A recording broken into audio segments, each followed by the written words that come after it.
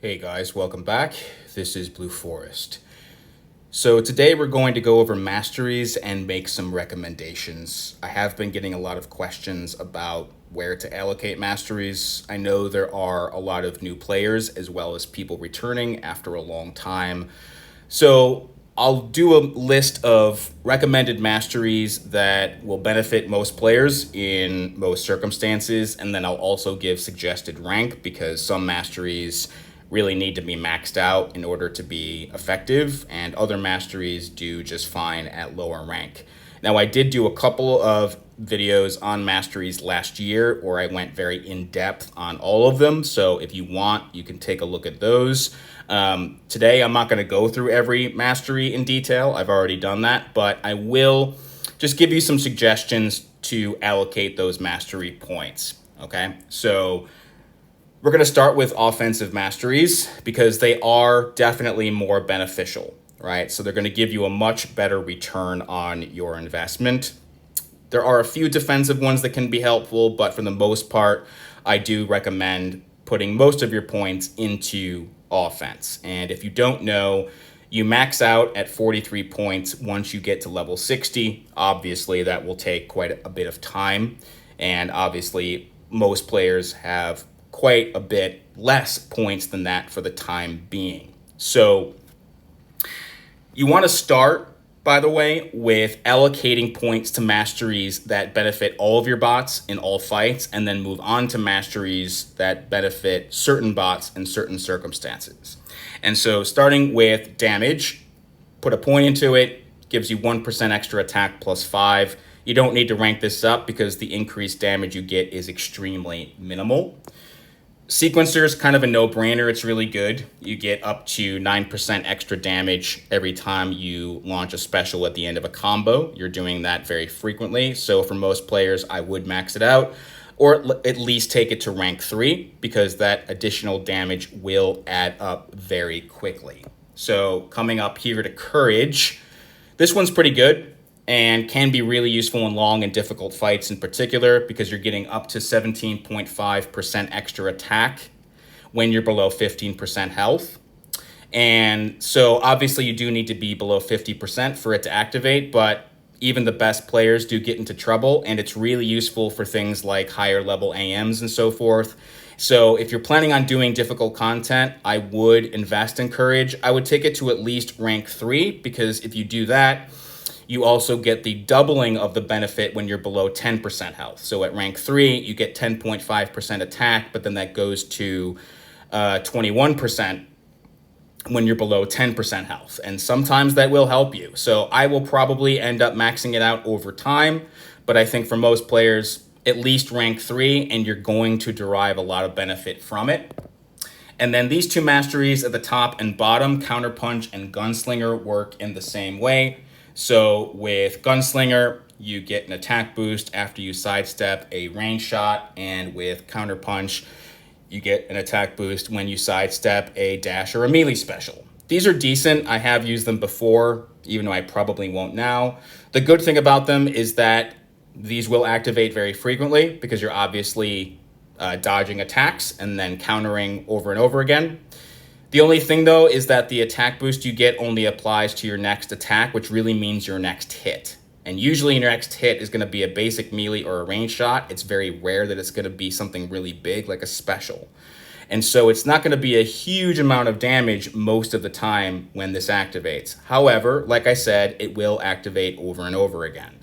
If you do use either Counterpunch or Gunslinger, I would take them to rank 4 or 5 because you get the bigger attack boost, but more importantly, you have more time, right? So you get between 2 and 3 seconds to counter because you're not always able to counter instantly. And so if you only have these at rank 1, you have about a second to counter. You're not always going to be able to react in time. So it might be worth it for you. They're good to experiment with, but just be mindful that if you use Counterpunch, and especially if you use this and Gunslinger, you're using quite a few points that you may end up wanting to allocate to other masteries. And so in the middle tree here, Pierce Armor, your crits will ignore 2 to 14% of the enemy's armor. Most people just put a point into it. You could rank it up if you're doing armor lanes a lot, but it's not a huge benefit even at rank 5. So I would say for most people, rank 1 is fine. And of course, Pierce Armor unlocks the crit masteries. So crit damage is excellent, a no-brainer. I think everybody should rank it up. You get 15% extra crit damage. Crits are obviously really important, and this will trigger very frequently. Crit rate is a bit different. I do use it. It's just that your increased crit rate doesn't go up all that much. So this one really depends on your preferences. But the nice thing about it, though, is you have to think about it as an accumulative mastery, right? So at rank 5, you're getting an extra 4 to 5 crits per 100 hits. So it's not going to make a big difference in 1 or 2 fights, but if you think about all the fights that you do, if you're playing regularly, all the hits that you accumulate over time, it will add up to a fair amount more crits. So if you want to use it, a couple points is fine. You definitely do not have to max it out. But I do think that for most players, it's worth it to get your crit rate up a little bit. So moving on to Sniper. Sniper's pretty good. It gives you an attack boost on your basic range shots between 8 and 16%. So it's not massive, right? You're not going to get tons of extra damage, but it's also accumulative because you're obviously firing off lots of basic range shots in every fight. So for most players, rank 1 will be just fine, gives you a little bit of a boost. You might want to consider investing in it, though, if you use range-based fighters a lot. So if you're using bots like Starscream, Blaster, RC, Mirage, bots that get buffs from their range game, you might want to put more points into it if bots like that are a very important part of your main team.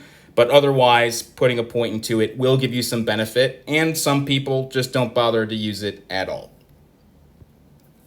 And so moving on to these trees on the right, Starseeker is really good. It gives you increased attack based upon your combo meter, maxes out at 80% attack with rank 5 after 100 hits. So one misconception about Starseeker is that it only activates after 100 hits. That is not true. It's a passive exponential mastery, which means that the more hits you have on your combo meter, the more benefit you're going to get. So it does max out at 100 hits, but you'll still get a benefit at 60 hits or 30 hits. It'll just be a smaller benefit. This one is one of the most popular masteries for experienced players because the one thing about it is that you have to be a pretty good player, because if you get hit even once, you lose Starseeker and you have to start over again. It's also extremely useful for long fights, high-level AM, stuff like that. So if you're a pretty good player, you're planning on doing difficult fights, longer fights, I would certainly invest into Starseeker. It does require tier 2 cores, so it's expensive. It'll take time to rank up, but it's worth it. I would say for most people, I would take it to rank 4 or 5 because that's when the attack boost gets really significant. But you can be patient with it and just gradually rank it up over time. Glass Cannon is another really good one. You basically just sacrifice a little bit of health for attack, up to 7.2%. Again, if you're a pretty good player, you don't mind sacrificing a little bit of health, it's worth it. Whether you want to put 1 point into it or 3 is up to you, but I do think it's very worthwhile just to get some extra attack, and obviously it works with all of your bots in every fight. Double Edge, I don't really recommend. You basically get increased attack in exchange for bleed damage, and at rank 5, you're taking 27% bleed damage at the start of the fight, which is quite a lot. It's really only useful if you're using purifiers all the time. If you're using Grimlock, TC when he's playable again, Beast Wars. If you're using a Beast Wars squad all the time, you could use it because you can just purify the bleeds immediately, but it's not going to help any of your other bots because every bot that can't purify the bleed is going to take a ton of damage in every fight. And the attack boost, even at rank 5, is 18%, which is good, but there are plenty of other masteries that'll give you the same kind of benefit or better without taking bleed damage. You'll get, boosts from relics and stuff like that. So I think for the vast majority of players, this is not one you'd really want to bother with, especially because it does also require tier 2 cores, and you'd have to use a lot of points in order to rank it up. So Unfazed is excellent. Really good in certain circumstances. So when the enemy evades, you have a chance to go unstoppable and you get a big attack boost on your next hit. So if you want to use Unfazed, Really useful for evade lanes, evade mods. Really great if you're not using anti-evade bots, which right now in the game, we don't have a lot of anti-evade bots. So it can be useful. The only thing is you have to max it out. At least take it to rank 4, but preferably rank 5, because at low rank, the chance to go unstoppable is just too low. It's very random and it's unpredictable. But if you do take the time to max it out and you're willing to spend the energon and the points, it will help you. The attack boost you get is nice because it is big, but remember it only applies to your next hit, which again is usually going to be, a melee combo or, a range shot. But it's really the unstoppable defensive ability that makes this one really good, because when the enemy evades, you go unstoppable for a second. It gives you 1 second to just get out of the way, right? Because if you're going up against a really annoying bot like B or Sideswipe, when they evade, they're almost always going to want to counter you. And so if you go unstoppable, it helps you to get out of the way and gives you some protection. So very worthwhile as long as you're willing to max it out. And so coming down to Assassin, this one's very good as well for long fights and difficult content. You get an attack boost when the opponent is below 18% health. You also decrease their defensive ability trigger rate, which is things like armor buffs or resistances triggering. And you also gain an offensive ability trigger rate on your own bots. So in short fights, this won't really matter or make much of a difference, but in long fights, high-level AMs, this can make a big difference, because in a really tough fight, when the opponent drops below 18% health, they might still be alive for a while. And so getting a pretty big attack boost can make a real difference in those really difficult fights. If you're going to use Assassin, I would say take it to at least rank 3. That way you get the 25% attack boost. If you are planning on doing high-level AMs, I would say take it to rank 4 or 5, because it does apply in every fight with all of your bots, with every opponent, and the attack boost is significant. So moving over to this tree, Despair just gives you a little bit of a boost when you debuff the opponent. They can't heal or repair as much. Most people just put a point into it to unlock other masteries like Deep Wounds. There's a couple bots that can benefit from this at higher rank, but for most players, just put a point into it if you're going to use Deep Wounds or Stupefy. And so speaking of Deep Wounds, this one's excellent if you like to use bleed bots. So it makes your bleeds longer by up to 30%, and if you have more health than the opponent, when you land a bleed, you can strike down up to 1.4% health instantly, and you can do that over and over again. This one's excellent. If you like to use bots like OGP, Dirge, RC, Chromia, Windblade when she's back, any bleed bot, if you have a couple bleed bots that are an important part of your team, Deep Wounds is great. If you're not using bleed bots, don't bother with it. If you're going to use it, I would say take it to rank 3 or 4. You don't have to max it out, although you certainly can. But even at rank 3, you're getting 20% longer bleeds, and you're striking down 1% health from the opponent when you have more health than them. So really worthwhile as long as you're using the right kind of bots. And so moving on to Suppression, most people just use this to unlock Stupefy. Suppression, the opponents will trigger fewer abilities and repair less when they're stunned. You don't have to rank this up at all. Rank 1 is totally fine. Stupefy, however, is a really good mastery in very specific circumstances. If you use stun bots a lot, this could help you out. So you get up to 0.8 seconds additional stun time with your stun bots. The downside to it is that you have to max it out, because at rank 1 or 2, 0.1, 0.2 seconds is nothing. But if you're willing to spend the points, and you have to spend 6 points to max it out because you have to unlock Suppression first, it could be helpful, particularly for bots with shorter stuns like 1 to 2 seconds. So bots like Prowl and Ratchet, Mirage, Dirge, he has that synergy with Ramjet where he has that half-second stun. Any bots that have short stuns that you're using frequently, this could be useful. I have used it before, and it did make a difference, but like I said, you do have to max it out in order for it to be really beneficial. And so moving on to defense, like I said, generally speaking, defense is a lot less useful than offense, but I will cover a handful of these. So even if you're not using defensive masteries really at all, health is decent. because you just put a point into it. You get 2% extra base health for all of your bots plus 70. Definitely do not rank it up because the additional health you get is extremely minimal. Armor is okay. It just, increases the armor rating of your bot a tiny amount, but you would use it if you want to unlock these other masteries. Now, I'll talk about a couple of these. First of all, if you want to use any of the masteries on the trees on the right, you have to use 10 points in this left tree. I wouldn't recommend that to most players, but there are a few exceptions. However, Full Metal is an okay mastery. I have used it before. You get up to a 10% armor buff when you're at high health. So the downside is as soon as you drop below 85, it goes away. However, it can be helpful in long fights, tough fights, because it gives you a little bit of protection, but also there were people that used to use it in AMs with healing bots, right? So bots like Wheeljack or Tronus or Ratchet, because if you drop below 85% and then you go back above it again after healing, it does reactivate. So it's not great, but it could help you out a little bit, particularly if you are using healing bots. But I would recommend that you rank it up if you're going to use it.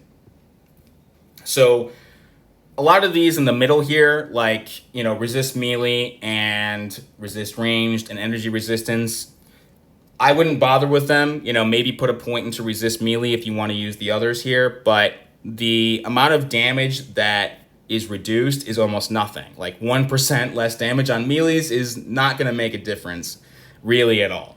But if you want to unlock the crit damage masteries, the resistances, put a point into resist melee, that's it. If you do end up wanting to use 10 points on this tree on the left, I would use either Full Metal or crit damage resistance, because if you max this out, you get 15% less damage taken on crits. That'll help you out a little bit. I wouldn't really bother with crit resistance because that just means that the opponents will crit on you a little less.